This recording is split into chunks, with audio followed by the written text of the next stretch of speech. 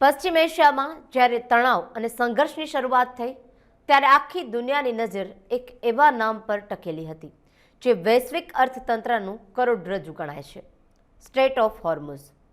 મહિનાઓ સુધી ચાલેલા આ ગતિરોધ બાદ હવે રાહતના સમાચાર મળી રહ્યા છે। જે હોર્મુઝ એક સમયે વિવાદનું કેન્દ્ર હતું, ત્યાં હવે સમાધાનની પ્રક્રિયા તેજ બની છે અને આ મહત્વનો દરિયાઈ માર્ગ ફરીથી ખુલી ગયો છે। ચાલો આજના ખાસ વિશ્લેષણમાં સમજીએ કે કેમ આ 33 કિલોમીટરનો પટ્ટો દુનિયા માટે આટલો કિંમતી છે। હોર્મુઝ એ ઈરાન અને ઓમાન વચ્ચેની એવી સાંકડો માર્ગ છે કે જ્યાં સમુદ્રની પહોળાઈ ભલે 33 કિલોમીટર હોય પણ જહાજ માટેનો વાસ્તવિક રસ્તો માત્ર 3 કિલોમીટર જ છે। આ નાનકડી પટ્ટીમાં દુનિયાનો 20% તેલનો વેપાર છે, જેના કારણે તેનો ગ્લોબલ લાઇફલાઇન કહેવામાં આવે છે। સંઘર્ષની શરૂઆત વખતે અહીં હુમલા અને જપ્તીના ડરથી તેલના ભાવ આસમાને પહોંચ્યા હતા, પણ હવે રાજદ્વારી સમાધાન થતાં જહાજો માટે આ રસ્તો ફરી સલામત જાહેર કરાયો છે।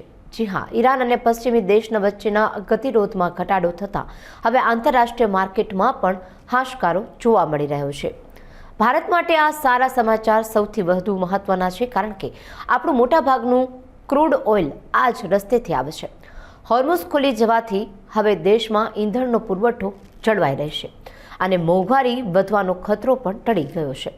આ સમાધાન ભારતીય અર્થતંત્ર માટે મોટા આશીર્વાદ સમાન છે। હોર્મુઝની આ શાંતિ સાબિત કરે છે કે ગમે તેવો મોટો સંઘર્ષ હોય પણ અંતે ઉકેલ તો સમાધાનથી જ નીકળે છે। હવે આ 33 કિલોમીટરનો પટ્ટો ફરી એકવાર વિશ્વની રફતાર વધારવા તૈયાર છે।